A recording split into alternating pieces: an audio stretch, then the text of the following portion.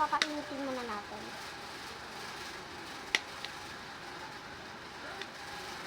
Kumakain ba kayo ng gulay sa bahay niyo? Kumakain ba kayo ng gulay sa bahay niyo?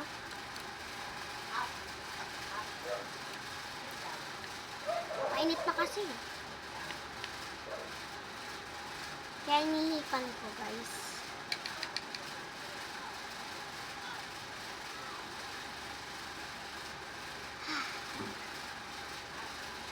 Inat.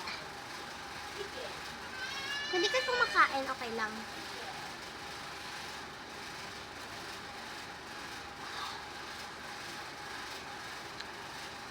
Inat.